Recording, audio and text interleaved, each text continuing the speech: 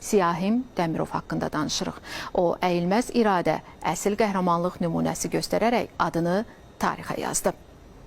Şuşa uğrunda son nəfəsinədək vuruşdu və şəhidlik zirvəsinə ucaldı. Əməkdaşlarımız onun doğulub, boya başa çatdığı Beyləqan rayonunda olublar. Hazırladıkları süjetdə qəhrəmanımızın həyatından və döyüş yolundan bəhs olunur.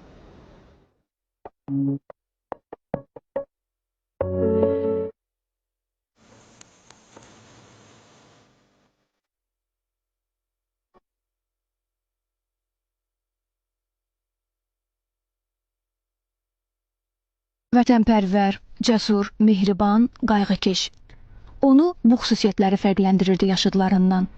Beyləqanın yuxarı Əlinəzərli kəndindən olan Siyahim Dəmirovun vətən sevgisi, torpağa bağlılığı tamam başqa idi.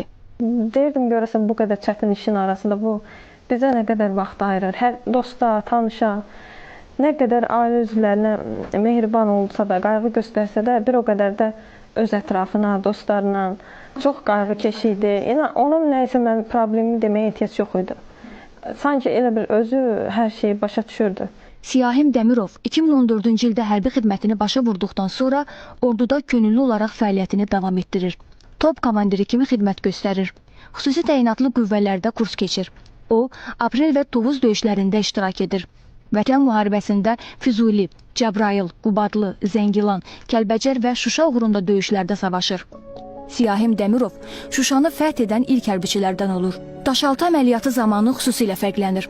2020-ci il oktyabrın 29-unda şəhidlik zirvəsinə ucalır. Heç elə danışırdı ki, biz ona şəhidlik də belə inanmırdıq ki, yəni Siyahim şəhid olur. Həm gücünə, qüvvəsinə görə. Həm də ki, heç bizə demirdi ki, yəni ki, belə də bir qorxu hissi elətdirmirdi. Gülə-gülə yoldaşlarla videoları var, gəldi qapıda. Gülə-gülə, danışa-danışa bizdən elə deyirdi ki, qəti qorxusu yoxdur. Qəti qorxusu yoxdur, qorxmayın. O erməni kimdir ki, biz ondan qorxaq? Bax elə, bizə dürək-dürək verirdi.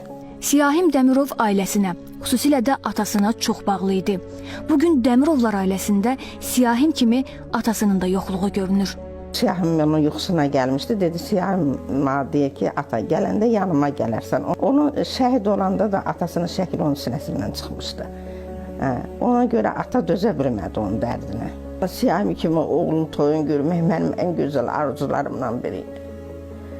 Ancaq bir tərəfdən də oğlumla fəxr edirəm, qürur duyuram ki, Siyahim tək mənim oğlum idisə, indi bütün Azərbaycanın oğludur, Azərbaycanın fəxridir.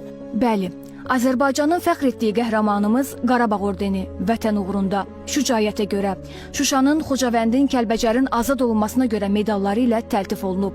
Siyahim Dəmirov da daxil olmaqla bütün şəhidlərin fədakarlığı, qorxmazlığı